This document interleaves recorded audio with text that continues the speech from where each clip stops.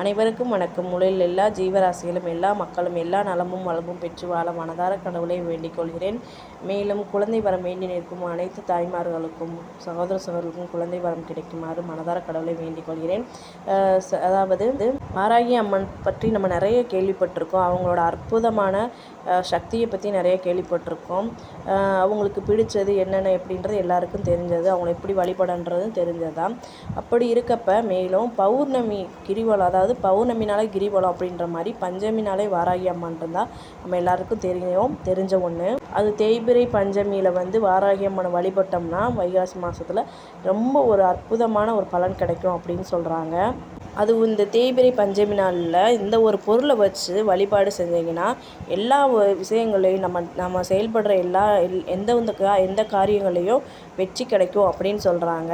அது என்னன்னு பார்த்தீங்கன்னா விராலி மஞ்சள். அதாவது தேய்பிறை பஞ்சமி அன்னைக்கு நம்ம வாராகி அம்மனை காலையில் வெள்ளனை எழுந்திரிச்சு விடிய காலையில் நல்லா குளிச்சுட்டு பக்கத்தில் இருக்க கோயிலுக்கு போய் தேங்காயில் விளக்கேற்றிட்டு பிரசாதம் படைச்சிட்டு அப்புறம் முக்கியமாக அன்னைக்கு பிடித்த விரலி மஞ்சள் சொல்லுவாங்க இல்லையா, விரலி மஞ்சளை மாலையாக கட்டி அம்மனுக்கு அணிவிச்சோம்னா அது ரொம்ப விசேஷமான ஒன்று அப்படின்னு சொல்கிறாங்க.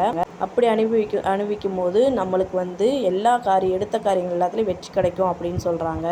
அது மட்டும் இல்லாமல் வாராகி அம்மனுக்கு பிடித்த செவ்வாழை, சக்கரவள்ளி கிழங்கு இதெல்லாம் படைச்சி வாராகி அம்மனை வழிபட்டு ஒரு 5 தேய்பிறை வரிசையாக தேய்பிறை பஞ்சமி அன்னைக்கு வழிபட்டு வந்தோம்னா கண்டிப்பாக கை மேலே பலன் கிடைக்கும் அப்படின்னு சொல்கிறாங்க.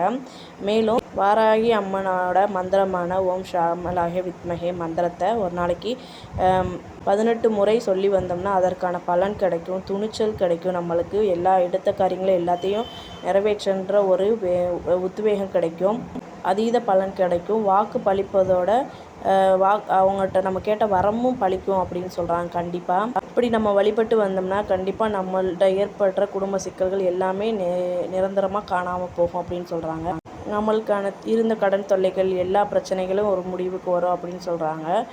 கண்டிப்பாக இந்த நாளில் நம்மளுக்கு நம்ம யாருக்காவது தானம் கொடுத்தோம்னா நல்லது அப்படின்னு சொல்கிறாங்க. தானத்திற்கான பலன் கிடைக்கும் அப்படின்னு சொல்கிறாங்க. அது உடல் ஊனமுற்றோருக்கு கொடுத்தோம்னா இன்னும் பலன் அதிகம் கிடைக்கும். கண்டிப்பாக இது மாதிரியான ஆன்மீக தகவல் நிறையா கொடுக்குறேன். நன்றி.